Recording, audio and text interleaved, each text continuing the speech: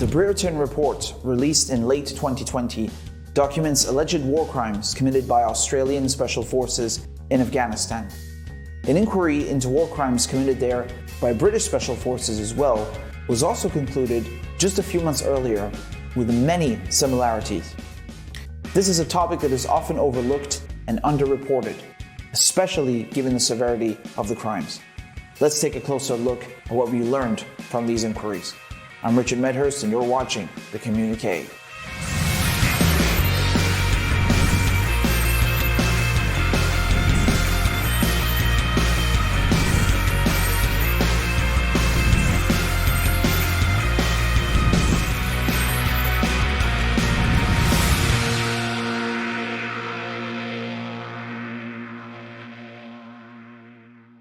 In 2001, Australia invaded Afghanistan along with the United States and the United Kingdom. 20 years later, these countries are still occupying Afghanistan after promising they would bring peace and stability. Stupendous amounts of money, resources, and manpower have gone towards this occupation, all in the name of nation building. And as it turns out, a lot of these resources have been used to commit horrific acts against the people of Afghanistan. In late 2020, an inquiry into war crimes committed by Australian Special Forces in Afghanistan was finally released. This 465-page report, titled the Brereton Report, was initiated in 2016 and took several years to complete. The report found that 39 Afghan civilians were alleged to have been unlawfully killed by or involving Australian Defence Force members. None of these alleged crimes took place in the heat of battle, and the victims were non-combatants or no longer combatants. The report is broken down into 3 parts. However, a lot of it is heavily redacted, not just the names of individuals, but in some cases, entire events are redacted. One of the shocking practices revealed in this report is known as blooding. This practice is another extremely disturbing aspect of these war crimes. Essentially, what would happen is you'd have a platoon commander who would take a new squad member and have them execute a detained prisoner. The prisoner would be unarmed, in cuffs, and posing no threat whatsoever. The term used in this report is also of interest because they referred to this as an unlawful killing. What it really is an execution. It's cold-blooded murder. Calling it an unlawful killing is just a way to water down the horror of what we're discussing here. But you can't do that. What we're talking about here are war crimes. We're talking about murder. There is no way to sugarcoat atrocities like this. Another practice that we're also made aware of is throwdowns. Basically, what this means is that special forces would carry weapons that are not regularly issued by the Australian or British military and then plant them on a prisoner after executing them. They would throw it down on the ground next to them, a throwdown. This would make it look like the prisoner wasn't executed, but instead killed during a firefight or because they had supposedly pulled a knife, for example. None of which was true, of course. It's important to note that the Brereton report is not in fact a criminal investigation, but an inquiry conducted by the Inspector General of the Australian Defence Force. This is a role that is separate from the chain of command in the Australian Armed Forces and is appointed by the Secretary of Defence. The Brereton report makes a number of recommendations following the inquiry, some criminal, others promotions, others pardons. However, it's not clear which cases they're referring to because a lot of it has been redacted again. Another war crime, which didn't come from the Brereton report but is still one of the most striking nonetheless, is a video that was released by 4 Corners. It shows 3 men from the Australian SAS chasing an Afghan farmer with a German Shepherd. They catch up to him and gather around him as he is lying on the ground. At one point, one of the SAS can be heard asking if he should drop the man. There's an inaudible answer, after which we see him execute the Afghan farmer at point-blank range using his machine gun. It's sickening, it's grotesque, and it's a war crime that makes someone feel physically ill just by watching it. The man who was executed in the video was 26 years old. His name was David McBride. They said later that he was carrying a radio supposedly, and that this proved that he was an insurgent, and that's why they killed him. This turned out to be a lie. There was no radio recovered. And even if there was, one has to ask the question, How does carrying a radio merit an execution at point-blank range?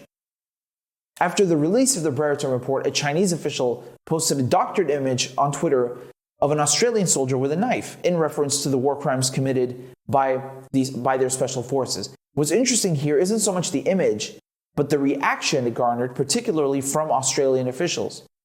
Australia's parliament was outraged by it, and Australia's prime minister issued a statement rebuking the Chinese government, demanding an apology. Apparently, the Australian government is more offended by people exposing and calling out its war crimes than the actual war crimes themselves perpetrated by its own soldiers. David McBride, a former lawyer and major in the Australian Defence Force, leaked evidence of war crimes to the Australian Broadcasting Corporation, ABC. After this happened, ABC's offices were raided by police. And I think it's extremely interesting and worth pointing out here that when supposedly liberal democracies like the United States, Australia, and the UK have embarrassing information about them leaked to the press, all notions of freedom of speech and press freedoms suddenly seem to go out the window. We saw this with the raid on ABC, with the persecution of Julian Assange, and numerous other whistleblowers across the years. After leaking evidence of war crimes committed by Australian Special Forces in Afghanistan to ABC, David McBride faces 5 charges, including those of theft of Commonwealth property, breaching the Defence Act, and disclosing information without due authorization. This could result in him going to jail for decades. He joins me now to talk more. Thanks for taking the time, David. It's good to have you on. Thank you, Richard. So, David, I want to start out with the prosecution that you're up against. You're facing several decades in jail now because you exposed war crimes committed by the SAS in Afghanistan. You detail how you tried going up the chain of command, and they put these roadblocks and obstacles in front of you. Can you maybe elaborate on some of the mechanisms that an institution like the Australian military, perhaps the British and the American military, might put in place to prevent whistleblowers like you from disclosing the truth and exposing wrongdoing? It wasn't war crimes that I first noticed a problem. It was more that we didn't tell the truth about anything, about small things as well as big things. That the war looked like it was being run to win domestic elections rather than to actually make a difference in Afghanistan. And I started to get suspicious because when I made complaints, they weren't treated seriously. And in fact, the message that seemed to be coming back to me was, shut up, stop making waves. What's going on is way above your pay grade. And there were some things which looked like cold-blooded murders, but they weren't being investigated or that were just being whitewashed. And I was like, well, how can that be?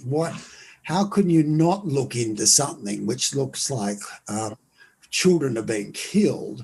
The Brereton report, which was concluded in late 2020, says the SAS killed 39 Afghan civilians. That's the official figure. How many of those special forces that committed these murders were prosecuted or held accountable? And do you think that figure of 39 casualties is legitimate? Do you think it's accurate? There's only one person who ever put on a uniform for Australia who is facing a trial and significant jail time at this stage, and that is me. And I think even the government finds that an uncomfortable fact. The report, as you know, was only finished late in 2020, and it wasn't a conviction of anybody. It was simply a non-criminal report, like an inquiry, which recommended charges, didn't even recommend charges. It recommended the police look at those 39 matters and, if necessary, charge people. And the wheels of justice, even when they're sort of being totally run honestly, take a long time. And it's quite possible we won't even have a trial on this until 2030. In relation to the amount of murders, I don't know that it was that many more, but it's a significant number because it wasn't. A lot of people must have known, and that's why it's truly significant, because you'd say a lot of people must have known, a lot of people must have said nothing. And not only that, what is more worrying than, say it if it had been at 300, was that often we rewarded the perpetrators of the murders. We gave them medals. We made them sort of media superstars. And I think that's the really sickening thing to say. Who gets ahead in our society? You know, the person that does the right thing, or the person who is the most sneaky, the most ruthless, the person that actually thinks our laws are just a joke. David, are you concerned about Australia's geopolitical standing, its place on the international stage? Because a lot of people seem to see it as doing the bidding of the United States, being in this confrontation with China. Assange is another aspect of that. It completely is. And that it does worry me a lot. We will never move forward as a country until we take a good hard look at what they euphemistically call the strategic relationship. The idea, and that means we just do whatever America wants. And the idea is that they will look after us, you know, if we ever got invaded. But I mean, that's highly questionable. And I would rather stand on our own. They make us buy their equipment. They use us. Obviously, we don't have a very big army, but it has a very potent effect. And it means that when they go on these expeditions to Middle Eastern countries, it doesn't look like they're acting on their own. So having Australians is powerful for them.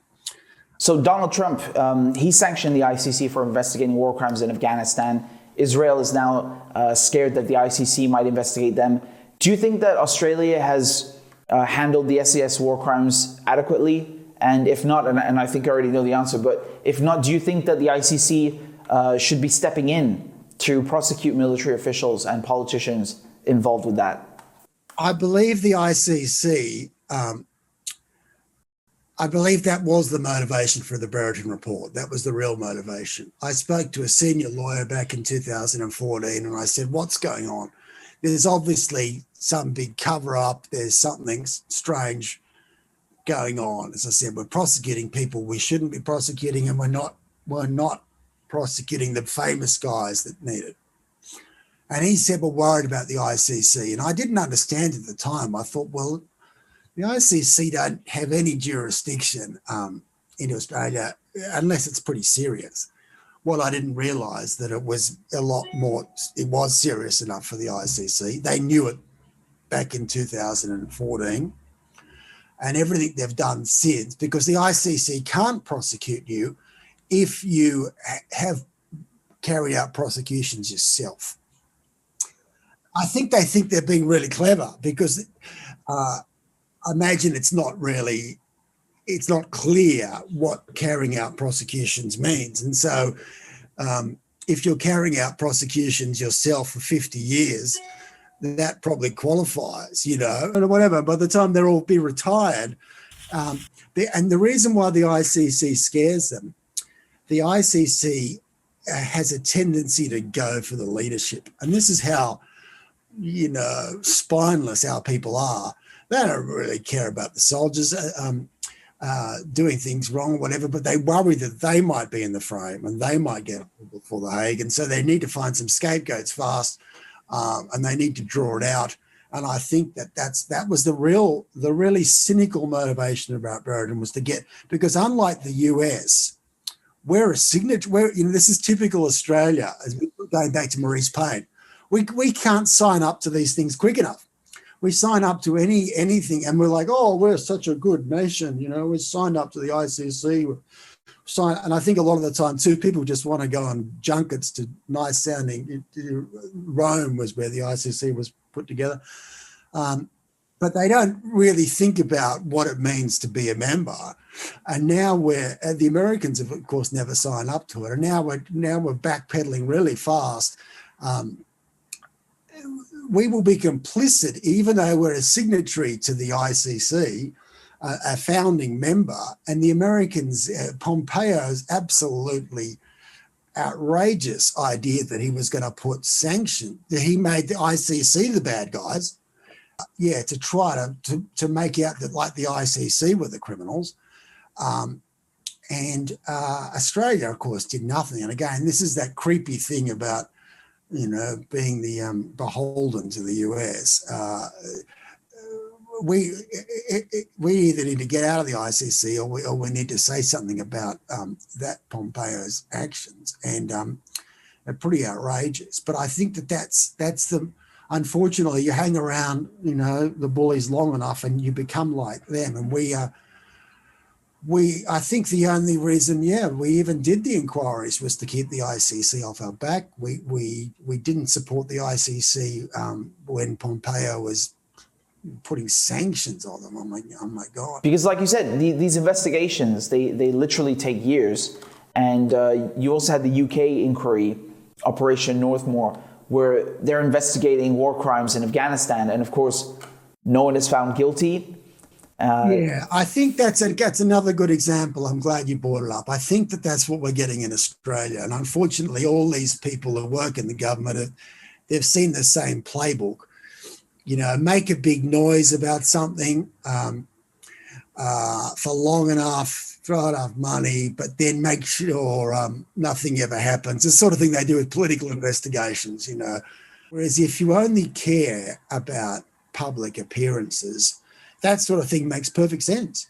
If you're not actually trying to do the right thing, just trying to win elections, of course, double dealing and mixed messages and playing one side off another, a bit like the American elections, the partisan politics serves a purpose.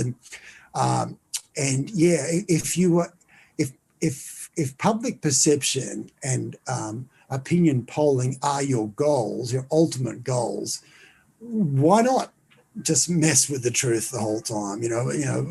A trial is really just a way to look good temporarily. And if you have to have a trial but make sure the person gets acquitted, that's a win-win as far as these very cynical, reputation management people would go. And pretty much everything that the US, not just the US, but all the Western nations is doing in the middle is a sham. David McBride, thank you so much for your time. It's great speaking with you. Thank you so much. Thank you for your great work. We'll be right back after this short break. The United Kingdom, which also invaded Afghanistan in 2001, is also embroiled in its own war crimes scandal.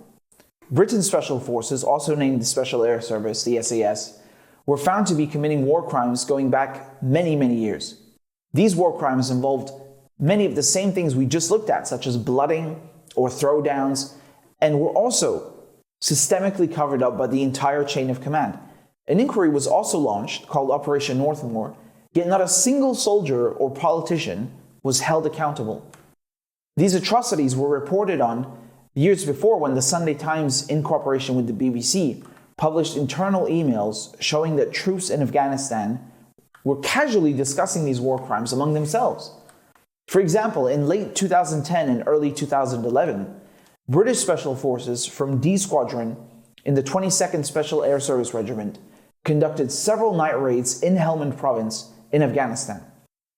During these nighttime raids, they would regularly execute dozens of unarmed Afghani men, committing the most horrendous of war crimes with complete impunity.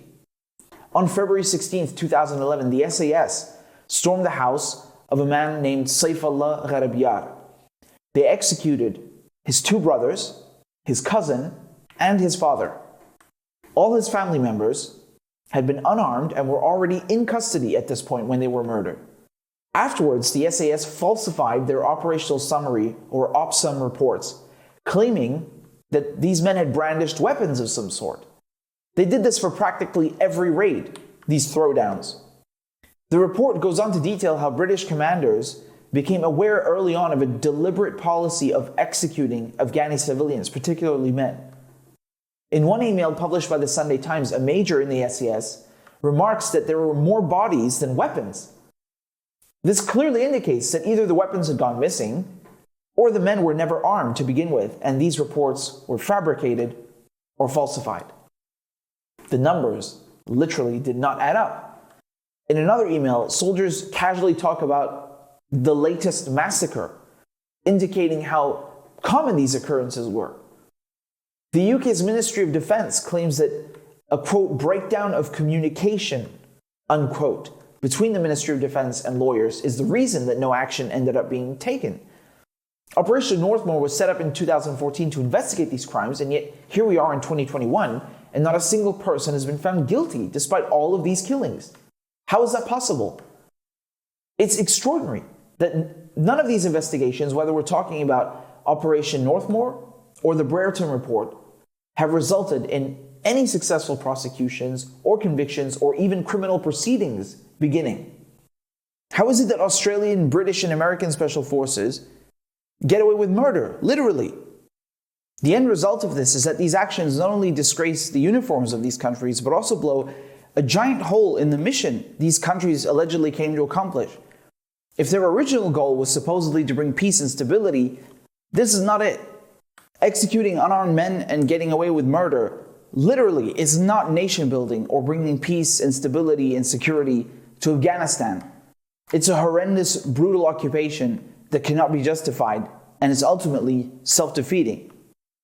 In some cases, when Afghan civilians were executed by special forces, their families were paid compensation by British and Australian troops, who did so without acknowledging any wrongdoing. If you look at the sums mentioned, in some cases it's around $2,000 or $3,000. According to the Sunday Times, in July of 2012, an Afghan mother named Bebe Harasta watched as British SAS shot dead her three sons, Noor Deen and Zair Muhammad, in the courtyard of her own home. They were just farmers. The British then paid her £3,000 and just left. Of course, the British government denies any wrongdoing. And in another instance, reported by ABC, Australian Special Forces killed a man named Bismillah Azadi and his 15-year-old son Sadiq Allah while they lay sleeping. According to Bismillah's cousin, he found them dead and the bed riddled with bullets. The Australian Special Forces had left some cash with the corpse and left. Is that how much the United States, Britain, Australia think Afghan lives are worth? A few $1,000s? This is not just repulsive, it's extremely insulting and dehumanizing. Foreign invaders come to Afghanistan, kill Afghan civilians in front of their families, pay them a few pennies, and then just move on to the next village or next town as if they did nothing. And the world stays silent and allows this to continue for decades. Is this it? Anyone with a shred of decency would be shocked and offended by what's going on. And these are just the things that we know of. More recently, there's a bill going through the British Parliament called the Overseas Operations Bill, which is extreme cause for concern. This bill seeks to eliminate accountability for British troops who commit war crimes overseas by introducing a statute of limitation of 5 years after the event has happened, if it's even investigated. This means war crimes, torture, abuses of various kinds would go unpunished, essentially. Not just in terms of the soldiers committing the acts, but all the way up the chain of command. No one would be held responsible. It effectively eviscerates accountability for war crimes and does nothing to prevent them in the future. It's an assault on human rights in the clear sense and an indication that the British government intends to continue the trend of letting war crimes go unpunished. If there's one thing we've learned from these investigations, it's not just that war crimes have been committed with absolute impunity and that these horrific practices like blooding and throwdowns are going on, but that there's also been a systemic cover-up going up the entire chain of command. It's really worth thinking about what is more concerning here, the fact that these war crimes have taken place at all, or that military officials and politicians are able to get away with them and escape unscathed after failing to prevent them from happening in the first place and letting them continue when they knew the horrors that were taking place. Honestly, both are equally terrifying and equally unacceptable, most of all to the victims and their families. Thank you for tuning in. I'm Richard Medhurst, and this is The Communiqué.